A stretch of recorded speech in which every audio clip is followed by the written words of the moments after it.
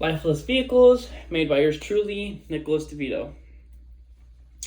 In this essay, I'll be overlooking how electric cars are harmful to the environment, such as how they get their energy, how battery packs are made, how long does it take to charge an electric vehicle, and lastly, the impacts electric vehicles make, and if we don't change over to combustion engines, what the impacts would be, and revealing the dark, dirty truths of the electric car industry. Now that I've previewed my speech, let's talk about my first point. How does an electric car exactly get its energy, and where does it come from? To produce just one electric car battery, it takes roughly 1 to 300 barrels of oil to produce a single battery pack. So think about it. All of this oil just to make one pack, when all this oil can fill up 1,000 cars. So your electric car still needs oil, which is funny. To get what makes a battery pack, its first mine was quoted by Mario Iglesias as difficult to extract minerals. These minerals they are digging for would consist of rare earth elements contained in electric engines, which would be cobalt, titanium, and palladium. These power the electronics that power my phone, my car, not my car because I don't have an electric car, my computer, and my television. These are very critical for an electric vehicle. So to tie this up, power plants need diesel combustion engines to mine these elements, but what runs the power plants to charge your Tesla Model 3, quoted from Austin, State of America, that 350 kW generator uses 12 gallons of diesel fuel per hour, and it takes 3 hours to fully charge an electric car to get 200 miles.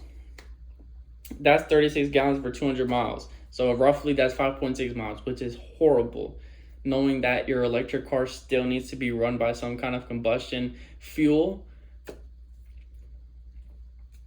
Now that I've covered how they get their energy and how battery packs are made, let's talk about how long the electric vehicle will take to charge, which consumes on energy. On average, most electric vehicle EVs spend on an average of 15 to an hour at any supercharger. So if you were at home charging your vehicle, it would take at least 12 to 24 hours to charge. But a supercharger can be 15 to an hour.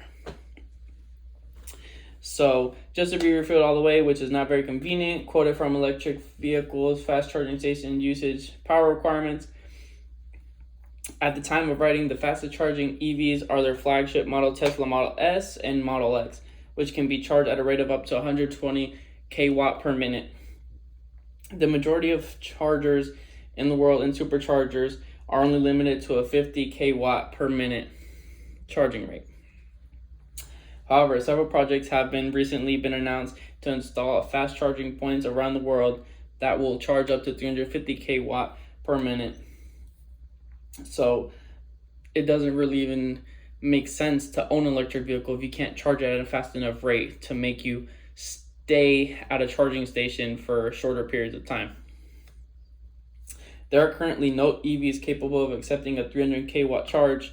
In my mind, time is money. So when you fill up your petrol engine, it only takes 1 to 3 minutes. It makes you not want that EV so much now.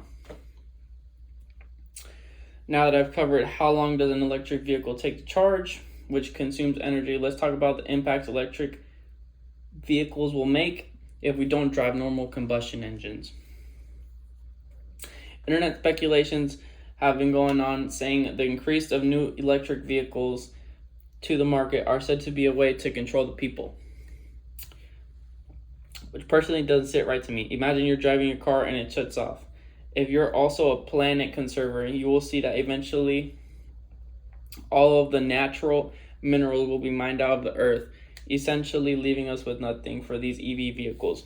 According to the energy use, cost, and CO, carbon emissions of electric vehicles, quoted, the scenario which assumes 73 MT of lithium support left, 73 MT of lithium supply left, best policy is recycling. So this would be, if we recycle the best and we take care of our earth, the lithium life support would be around 3 billion EVs on the road, sees lithium fully dependent beyond the year 2100. So it's not like that we would go directly like into a depletion, but imagine for our further generations how bad it would be of an earth they would have getting all these natural minerals mined out of the earth. So it says right here, with just 26 MT of lithium, but recycling efforts would be only grow slowly. Battery manufacturers will close shops even before 2040. So this could be concerning to activists and for our future generations, like I was saying. That's my final verdict on electric vehicles. No, what's my final verdict on electric vehicles? Personally, I feel like electric vehicles aren't really the way of the future. I feel like they can be part of it, but they're not really the future. I feel in a sense it's kind of polluting and destroying our earth that we live on. You know, why would you want to mine something that's harmful and not even recyclable as much as normal combustion engines? Why would you want to pollute something?